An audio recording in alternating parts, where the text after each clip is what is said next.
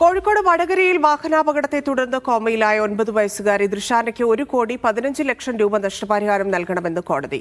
Vadakara MACT കോടതിയാണ് case തീർപ്പാക്കിയത്. Insurance കമ്പനിയാണ് തുക നൽകേണ്ടത്. ഹൈക്കോടതിയുടെയും ലീഗൽ സർവീസ് സൊസൈറ്റിയുടെയും ഇടപെടലാണ് ദൃശാനയുടെ കുടുംബത്തിന്റെ നിയമ പോരാട്ടത്തിന് നിർണായകമായത്.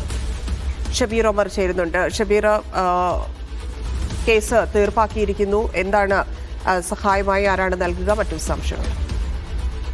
ധന്യ, ഈ കുടുംബത്തിന് ആശ്വാസകരമാകുന്ന വിധിയാണ് Vadakara motor accident claim tribunal പുറപ്പെടുവിച്ചിരിക്കുന്നത്. ഈ കേസ് തീർപ്പാക്കിയതിനു ശേഷമാണ് ഇപ്പോൾ അപകടത്തിന് ശേഷം കോമാവസ്ഥയിൽ ചികിത്സയിൽ കഴിയുന്ന ദൃശാനയ്ക്ക് 1,15,00,000 രൂപ ഇൻഷുറൻസ് കമ്പനി, അതായത് ഈ വാഹനാപകടം ഉണ്ടാക്കിയ കാർ ഇൻഷുർ എടുത്ത കമ്പനി നൽകണമെന്ന് MACT കോടതി, വടകര MACT കോടതി വിധിച്ചിരിക്കുന്നത്. 2024 ഫെബ്രുവരി 17-നാണ് ഈ അപകടം ഉണ്ടാകുന്നത്. പ്രമാദമായ കേസായിരുന്നു ഈ അപകടം. കാരണം ഈ അപകടം ഉണ്ടാകുന്നത് 2024 ഫെബ്രുവരി 17 രാത്രിയാണ്. ദൃശാനയും മുത്തശ്ശി ബേബിയും വടകര ചേറോഡ് ദേശീയപാത മുറിച്ചു കടക്കുന്നതിനിടെ ഈ കാർ വന്ന് ഇടിക്കുകയും പിന്നീട് ഈ ബേബി തൽക്ഷണം മരിക്കുകയും ദൃശാന അന്ന് മുതൽ കോമാവസ്ഥയിലാവുകയും ചെയ്തു. പിന്നീട് ഈ കാർ നിർത്താതെ പോയി.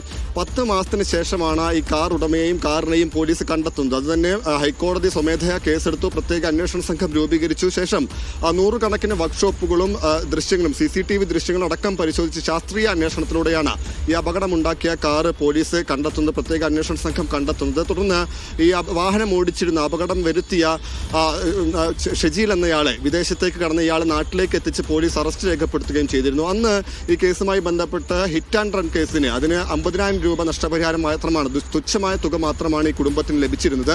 തുടർന്ന് വീണ്ടും ഈ കേസിൽ ഹൈക്കോടതി ഇടപെട്ടു. തുടർന്നാണ് ഹൈക്കോടതിയുടെ കൂടി നിർദ്ദേശത്തെ തുടർന്നാണ് MACT കോടതി ഈ ഇൻഷുറൻസ് കേസ് വേഗത്തിൽ തീർപ്പാക്കിയത്. 1,15,00,000 രൂപ ഈ കുടുംബത്തിന് നൽകണമെന്ന് ഉത്തരവിട്ടിരിക്കുന്നത്. ദൃശാന ഇപ്പോൾ കോട്ടയത്തെ സ്വകാര്യ ആശുപത്രിയിൽ ചികിത്സയിലാണ്. ഈ കോമാവസ്ഥയിൽ തന്നെ ചികിത്സയിലാണ്. ജീവിതത്തിലേക്ക് തിരിച്ചു വരും എന്ന പ്രതീക്ഷയിലാണ് കുടുംബമുള്ളത്. മാത്രമല്ല ഭീമമായ തുക ചികിത്സാ ചെലവ് വരും. നേരത്തെ ഏതാണ്ട് 5 മാസത്തിലധികം കോഴിക്കോട് മെഡിക്കൽ കോളേജിലായിരുന്നു ചികിത്സ. പിന്നീടാണ് ഇപ്പോൾ കോട്ടയത്തെ സ്വകാര്യ ആശുപത്രിയിലേക്ക് മാറ്റിയത്. എന്തായാലും ഈ കുടുംബത്തെ സംബന്ധിച്ച് ആശ്വാസകരമാണ് ഈ വിധി, ഈ MACT കോടതിയുടെ വിധി.